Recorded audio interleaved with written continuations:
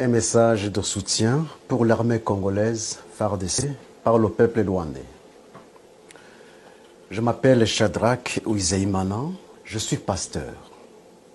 À son Excellence, Monsieur le Président de la République démocratique du Congo, Félix Antoine Tshisekedi Tshilombo, mes chers Congolais, nous, peuple rwandais, nous déplorons profondément de la cruauté vécue par le peuple congolais depuis 1996 jusqu'à aujourd'hui. Nous déplorons profondément de la mort de plus de 6 millions de Congolais due à la guerre déclenchée en RDC par le Rwanda et l'Ouganda depuis 1996. Les Congolais sont des témoins oculaires d'irresponsables de cette tragédie. Le mapping report confirme les faits.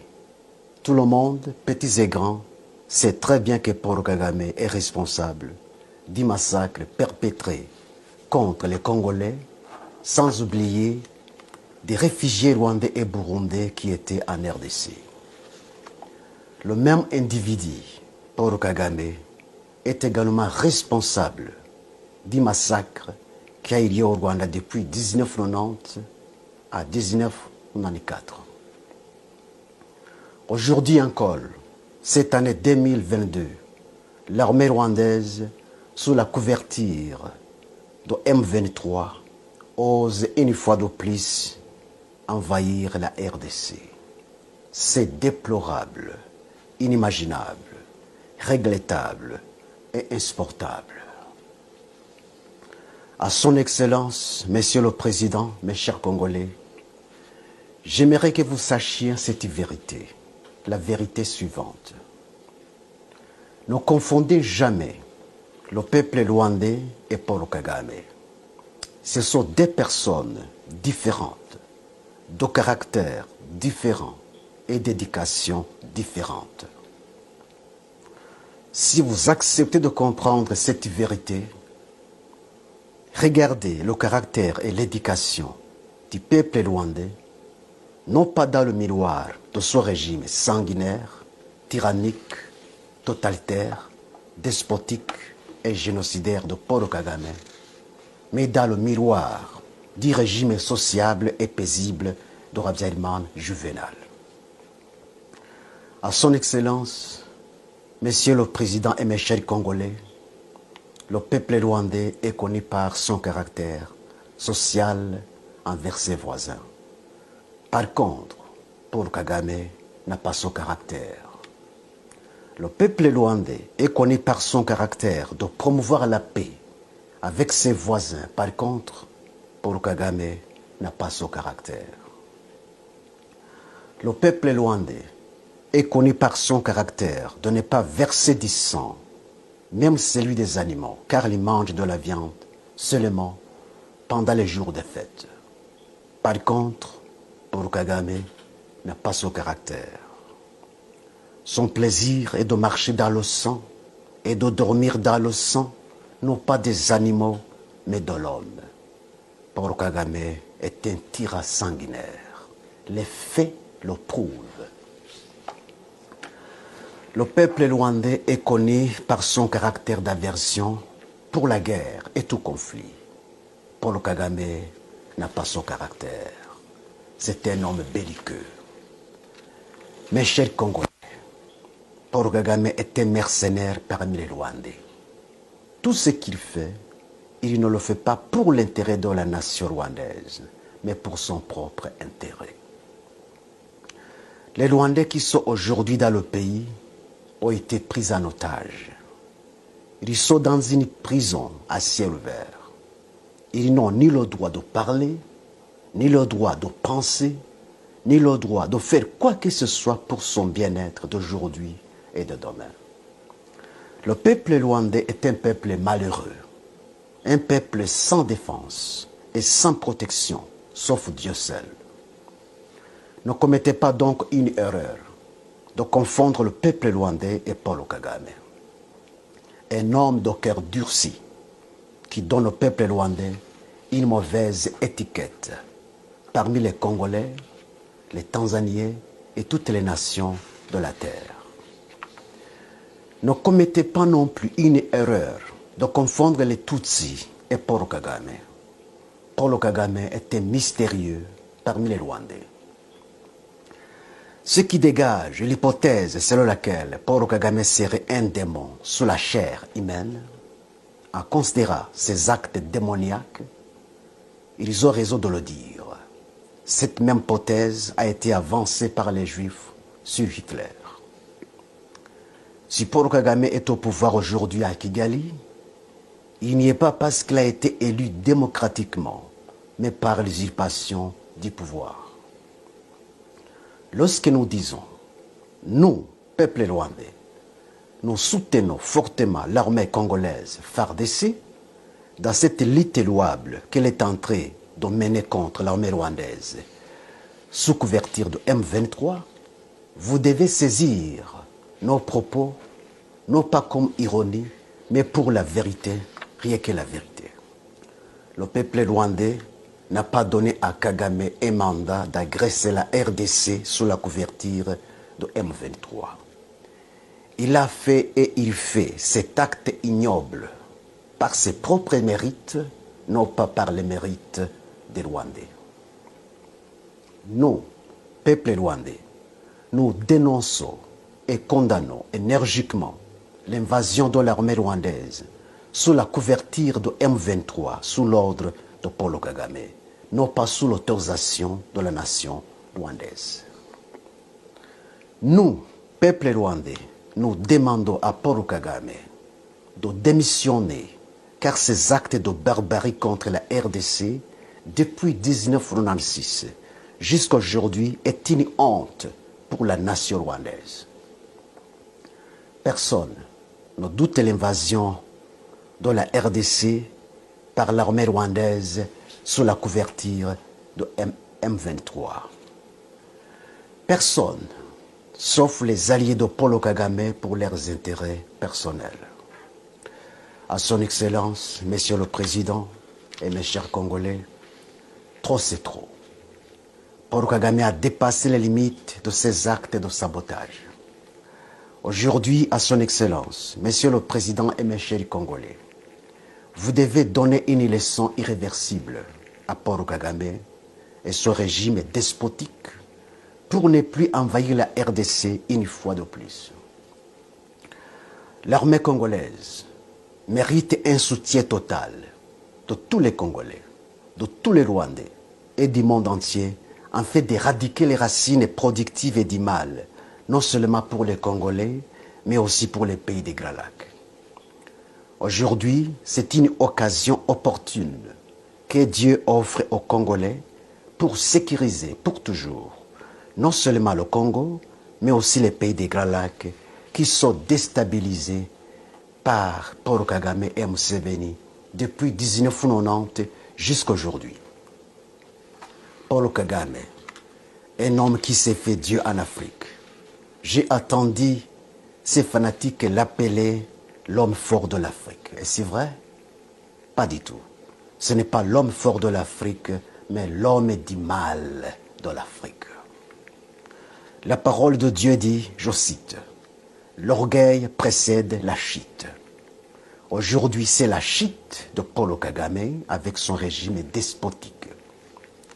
À son Excellence, Monsieur le Président et mes chers Congolais, aujourd'hui, Dieu vous offre l'occasion, la plus belle occasion de sécuriser votre pays. C'est à vous de l'exploiter et de la profiter. Une occasion perdue ne revient pas. Il faut aller jusqu'à la source du mal et éradiquer le mal et établir le bien. Levez-vous comme un seul homme et débarrassez-vous de l'armée rwandaise sous la couverture de M23 qui est sur le sol de la RDC. La souveraineté d'un pays est inviolable. À son Excellence, Monsieur le Président, mes chers Congolais, cessez de marcher comme une tortue en défendant la souveraineté de votre pays alors que vous êtes en temps de guerre. Par contre, courez plus qu'un cheval, volez plus qu'un faucon pèlerin, car le Congo a été agressé et envahi par l'ennemi terroriste qui a rejeté des résolutions pacifiques pour un conflit non fondé. Mes chers Congolais, Dieu est avec vous, mais il est contre votre ennemi. Mes chers Congolais, gardez-vous de tomber dans le piège de votre ennemi. Gardez-vous de tout conflit d'ordre civil. Tomber dans ce piège, c'est perdre la bataille. Que l'histoire du passé des Rwandais vous apprenne tous les plans et toutes les stratégies de Paul Kagame qui consistent à faire basculer un pays dans le chaos en fait de justifier son intervention et ses actes destructifs. La provocation du génocide, c'est l'arme la plus chérie de Paul Kagame. C'est ce qu'il a fait au Rwanda, en fait de justifier l'éternisation du pouvoir seulement et uniquement des Tutsis, en faisant considérer les Hutus comme les agents du diable. N'acceptez pas donc d'appliquer cette formule démoniaque de Paul Kagame. Si j'ai parlé d'une vérité, ma première vérité, je vais vous donner une deuxième.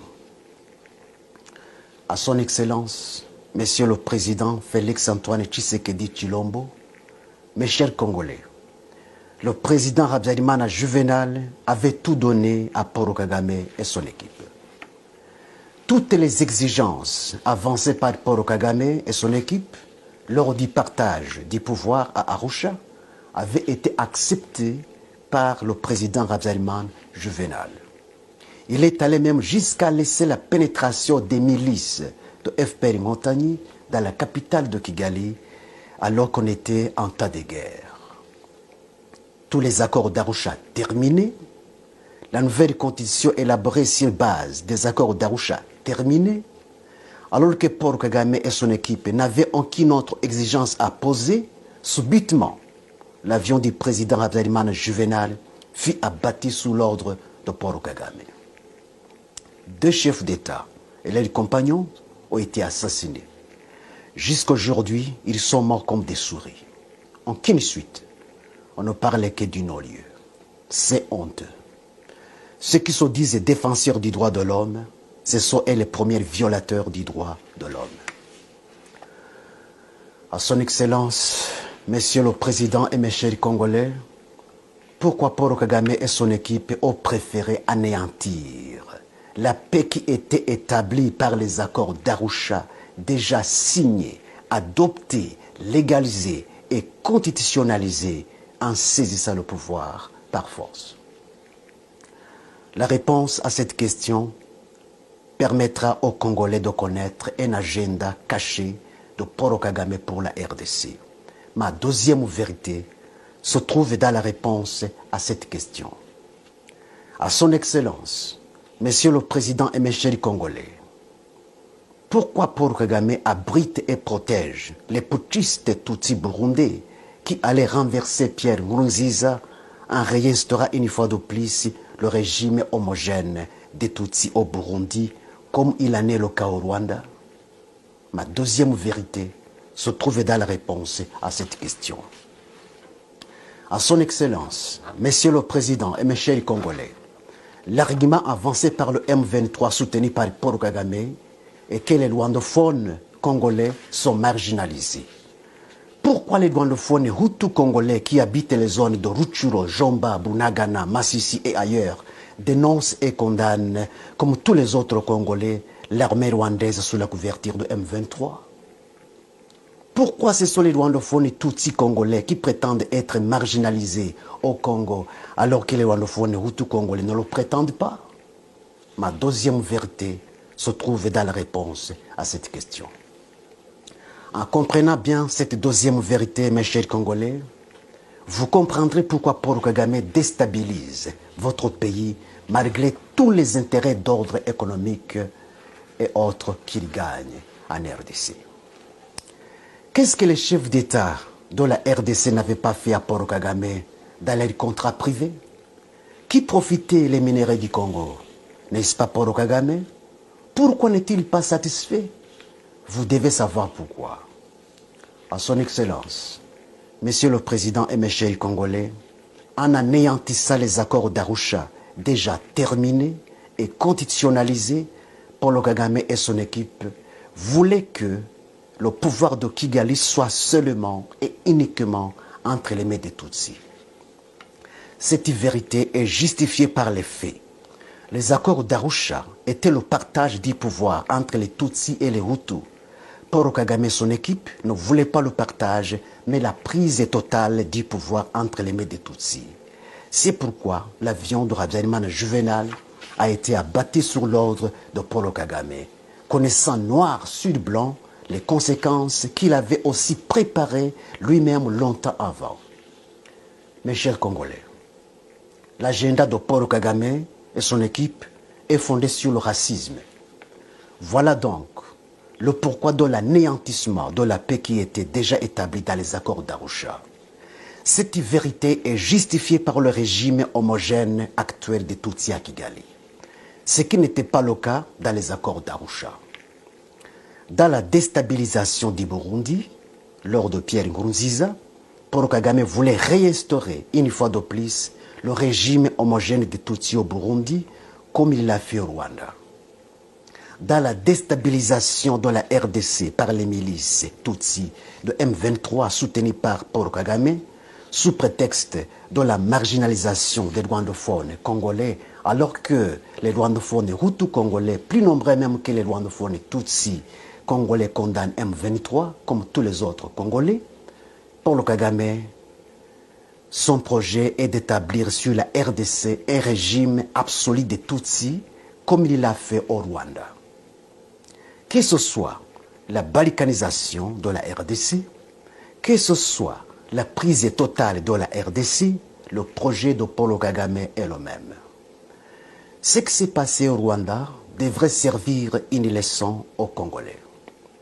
Les Congolais ont intérêt de savoir la différence qu'il y a entre les Tutsis et les Hutus, afin de bien comprendre le projet démoniaque de racisme de Paul Kagame.